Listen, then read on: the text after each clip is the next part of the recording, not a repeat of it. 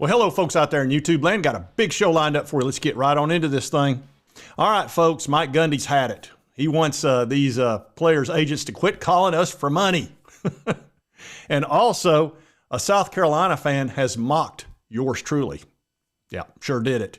And they're not happy about Tennessee's recruiting. They're it's starting to have an effect on them, honestly. And I can understand why. Tennessee's on a roll. They've been winning a lot. I mean, things are going really well in Tennessee land, and it's not going well in South Carolina land. As a matter of fact, one of their YouTubers is just not handling it too well. So we'll get into that as well. But first, let's talk about Mike Gundy. He was asked about NIL and getting ready for the season and all that. Here was his response. There's no negotiating now. Portal's over. Right. All negotiations history. Now we're playing football. You can enjoy just coaching and playing football. Conference and a 12-team playoff and everything being so different, just the newness of it all. Yeah, and you know, the business side of what we do now is we have to have those conversations with them.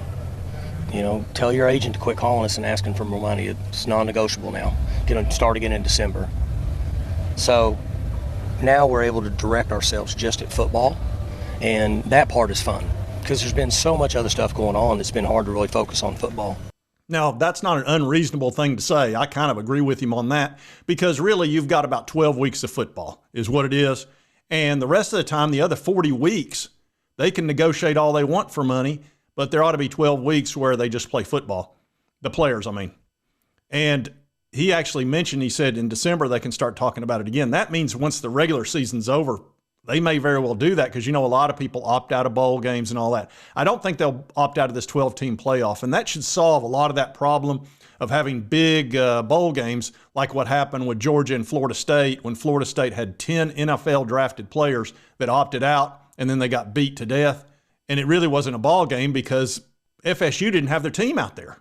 It was all backups, and Georgia just pounded them because Georgia, look, you don't want to go against Georgia with your backups. It's hard enough with your starters. So I think that's reasonable. Now, I am a little surprised it's from Mike Gundy because if you know, he wants you to come after him. Where are we at in society today? Come after me. I'm a man. I'm 40. I'm not a kid. Write something about me. Yeah, that's right. He's 40. Of course, he's over 40 now, although that should be a good thing. But anyway, I don't think he cared for that. Now, Mike is known for business up front, party in the back. He always has, and he's got a very interesting philosophy. No, man, but you got to keep going. What am I going to do, quit? That's not an option. You got to keep on keeping on. Life's a garden, dig it? You make it work for you. You never give up, man. That's my philosophy. That's not a bad philosophy that Gundy's got there. So anyway, I thought you'd find that interesting. I think really all the coaches feel exactly that way. It's like, look, they've all kind of gone along with this paying the players. I'm not sure that Dabo Swinney has, but most of the other coaches, you know, they realize this is 2024. Everything's changed. But there ought to be 12 weeks where you can just focus on football and not have to worry about negotiating and guys asking for more money. You know, once they get done with the 12 weeks, I'm sure the ones that played really well will want more money. The ones that played poorly, they'll be fine with the deal they got. And then the NIL and all that will be going, well, we might want to renegotiate you because you didn't play very well, so we're going to be cutting your pay. So it's going to go both ways, but we are going to have 12 weeks, I think, which is going to be focused on football. There will be some recruiting during that point, and as you know, you may not know this, but the number one linebacker in the country wants to come see the VOLS. Yeah, Ty Jackson. And Zach Reagan just came out with this article, talks about Tennessee could be receiving some good news. Steve Wiltfong was on 104.5 talking about recruiting, and he said Ty Jackson's trying to set up a visit to Tennessee, and he's considered the number one linebacker in the country according to On3. So that's huge. If Steve Wiltfong's reporting that you can put that in the bank that he's definitely looking to visit. And look, this has a lot to do with momentum. I don't think there's any question. And I've said this before, when Steve Wiltfong talks, people listen. When E.F. Hutton talks, people listen. Yeah, so that's very interesting. We get the number one linebacker on top of all our other players. Oh, man, it'd be something. And we already picked up two big-time recruits at the linebacker position. Just recently, Jaden Harmon, who was a commit at Alabama, and we pulled him from there. He was about 150th in the country, so a big-time blue chip. And Tennessee's been on a roll, and it has not gone unnoticed.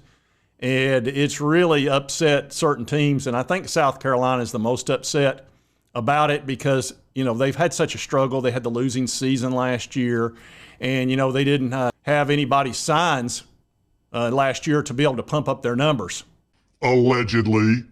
And really all they've got are those 2 wins. They got the 2 big wins against Tennessee and Clemson, which happened to be teams that Connor Stalions had the signs of.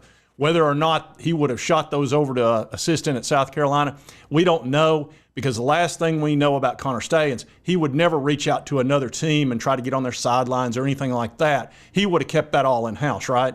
And forget about that footballscoop.com story talking about a person with direct knowledge that said he may very well have reached out to a team that was playing, 2 teams that could have been in Michigan's way, which would have been obviously Tennessee and Clemson. And the one team that was playing them both was South Carolina. Just forget don't think about that stuff. Anyway, yours truly, like I said, has been mocked. And it's happened a couple of times, actually. Yeah, recently I was put on a thumbnail and they put the, I call it a party hat, but some people might call it a dunce hat, making a little bit of sport of me over Signalgate, which down deep, they kind of know I'm probably right. But anyway, there was that. And then most recently, there was this. Well, hello, folks out there on YouTube land. Got a great big old show lined up for you. Let's get right on into it. Oh, yeah. Yeah, my signature opening line. Yep. And you folks know I'm not to be mocked. And I will not be mocked! The insolence and bold effrontery! That's right. But anyway, here's what he's upset about. Besides all the other things that are going on, there's this. Well, if you thought they were extremely annoying before, the Tennessee Vol fan base just said, hold my beer, you ain't seen nothing yet. 5-star offensive tackle David Sanders from Charlotte, North Carolina, Providence Day School, the top-rated offensive line prospect in the country and one of the top recruits in the country, period, chooses the Vols today over Georgia, Ohio State, and Nebraska. To him, I'm done getting upset over these things. He wasn't coming to South Carolina anyway. We weren't even I think they offered him, but they weren't in the mix for this guy. It is what it is. David Sanders commits to Tennessee, and they're going to be loud. They're going to be running their mouths, and I'm here for it. We have not been loud. I take great offense to that. We have been celebratory, of course, things along those lines. But you'll notice he's not getting mad anymore. Like the last time we got a big-time recruit, he threw a fit and did all that. This time he's into apathy, and that's like one of the final stages of grief. He's into acceptance. See, at first he was in shock. Then there was the anger, and then there was negotiating and all that. Or I don't know all the stages of what he's going through, but acceptance is where he's at now, and that's where a lot of the South Carolina folks are. Which is really a shame because, honestly, the South Carolina fan base is pretty darn good. When they fill up that, whatever the name of that, Williams, Bryce, Kelly Clarkson. No, Kelly Clarkson! Stadium or whatever the crap it's called. I don't know how many names they got to have for a stadium. But anyway, when they fill that thing up, it's pretty impressive. It gets loud in there, and they sell it out. So they've got a good, strong fan base and a good recruiting footprint. I just don't think they got the right coach. That's my opinion. But they're stuck with him for a good long time because he had those 2 wins. I mean, that's what he's known for at South Carolina, were the 2 wins against Clemson and Tennessee. And he got paid big time for it, and he's going to continue to get paid. They extended his contract. You're stuck. Well, you're not stuck with him. I mean, look, having Butch Jones 2.0 is not a bad thing. Now, one of the things that I've thought about is, have we had enough revenge on South Carolina after the 2022 magical victory that they had, where they scored 9 straight touchdowns after they couldn't score a single touchdown the game before against Florida, or barely scored anything against Missouri, but then suddenly against Tennessee and Clemson, they scored 100 points almost. I've thought about whether or not we've had revenge. Of course, we played them the next year at Neyland, beat them by 3 touchdowns. We sacked poor Spencer Rattler so many times it was ridiculous. I think it was at least half a dozen. And we rushed him and hurried him every single play. We ran him out of his own end zone. He went into the locker room, got called to 911, had a restraining order put on James Pierce. He can't get within 300 feet of him from now on. I mean, it's been a whole thing for Spencer. And so I get that. So there was that revenge. And then, of course, in basketball, they had a pretty good basketball team, Carolina did. They got a pretty good coach, I think. We had to go down and beat them at South Carolina last year in order to win the SEC, which we accomplished. We went down and beat them down there. And that was a nice little, that was a good victory there, a little bit of revenge there. And then, of course, in baseball, we needed to sweep them in order to win part of the SEC regular season championship, and we swept them 3 straight games, which South Carolina is supposed to be known for their baseball, but they wound up firing their coach after that. So we have had some revenge in all 3 sports. It's just not enough. It's just not. And what I want to know is whether or not Connor Stalions helped him or not. But, you know, time will tell on that. We may find out. We may not. I don't know. Connor Stalions is coming out with his big story on Netflix in about a week. And he's probably going to lie his butt off because it's what he likes to do. Allegedly. But we'll see. I'm pretty disappointed we're not playing them for the next 2 years. I'd really like to play them again, especially with Nico and all the players that we've got now. We're just such a stronger team. And the 12-team playoff and all of that. I just think there's a lot of, I just got to call it, it's just apathy. It's acceptance that South Carolina's dealing with what they're dealing with. And it's really, I think winning those 2 games is the worst thing that could have happened to Carolina. Because right now, they would have let dude go after that 5-7 last year, and they'd have a brand new coach. They'd be all excited instead of having Butch Jones 2.0. So I get that they're frustrated. They're probably going to have to hear more about hot dogs and the referees, and he'll probably break his other foot on a cooler this year. He'll make some other, champions of life type statement that they'll have to tolerate. And hopefully over time, they'll get past this. They'll get them a good coach in there, and they'll get back to winning because I think their fan base deserves that. But as of right now, they're reeling. This sucks more than anything that has ever sucked before. And they're getting, they're watching our recruiting more than their own because, what is there to watch at South Carolina recruiting? I'll show you. They're sitting at number 31. Florida's ahead of them. Florida's only got 13 commits, and they've got 19. Their average is really low.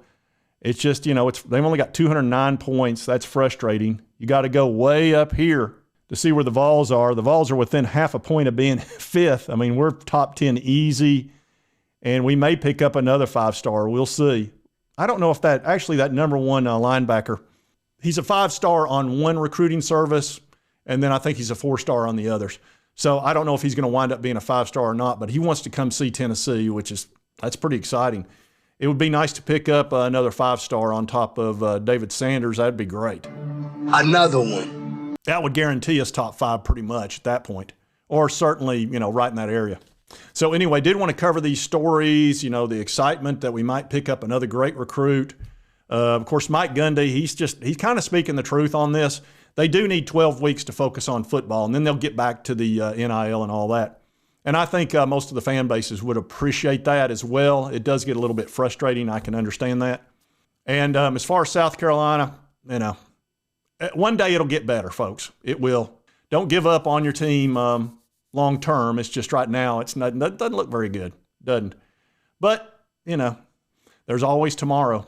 And if you like this content, be sure to hit that like button. Let's remember to continue to cover all these big college sports stories. If you've not subscribed, boom, boom, boom, hit that little button. I'd appreciate it. And right over here is the most recent video, YouTube. Thanks, you'll enjoy. And we'll see you next time on Sports Talk Jay.